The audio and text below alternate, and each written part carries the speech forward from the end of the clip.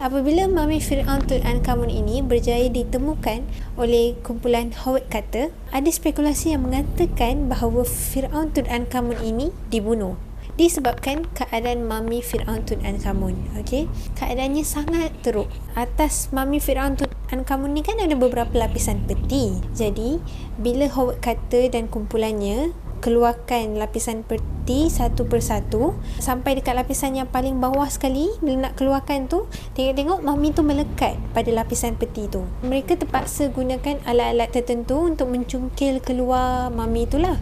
Dan kesannya mami tu tak keluar one piece lah, dia terkerat kepada beberapa bahagian. Biasanya mami ni dia warna coklat-coklat macam tu kan, tapi mami Fir'aun Tutankhamun ini lebih gelap, lebih kepada kehitaman. Jadi adakah Fir'aun Tutankhamun ini dibakar secara hidup? Kebakaran, kesan bakar yang ada pada badan Fir'aun Tutankhamun ini mungkin disebabkan minyak yang digunakan sewaktu proses mumifikasi. Okey, minyak itu mungkin terbakar dengan sendiri disebabkan suhu yang terlalu tinggi dan juga panas lah. Peti coffin yang diletakkan mami itu lebih kecil berbanding tubuh badan Fir'aun Tutankhamun. Jadi persoalan yang timbul di sini, kenapa cofinnya kecil? Kenapa proses mumifikasinya tidak begitu sempurna?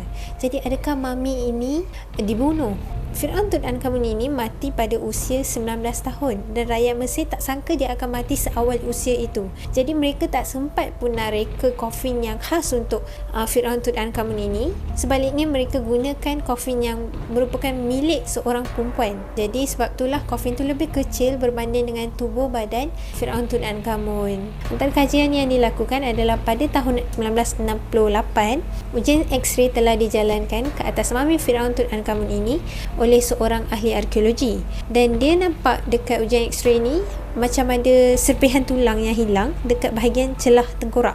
Jadi dia berpendapat bahawa Fir'aun Tutankhamun ini mati disebabkan kena pukulan dekat bahagian kepala. Tahun 2005, seorang ahli arkeologi negara Mesir buat ujian CT scan ke atas mami Fir'aun Tutankhamun ini.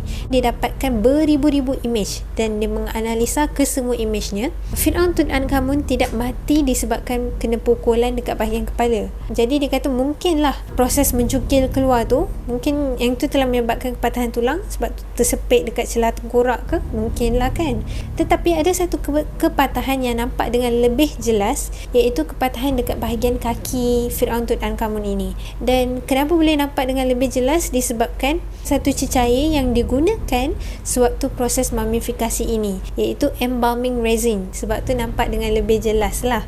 Jadi bila ada kepatahan tulang ini, ia telah mengerukan keadaan Fir'aun Tutankhamun lah.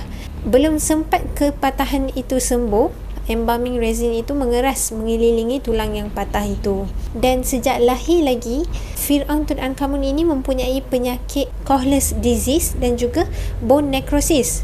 Ini adalah satu kondisi di mana tisu-tisu badan mati dalam badan, dan membuktikan sememangnya Tutankhamun ini seorang yang lemah. Mengikut kajian-kajian ini, boleh dibuktikanlah bahawa Fir'aun Tutankhamun ini bukanlah dibunuh, akan tetapi terbunuh disebabkan kondisinya.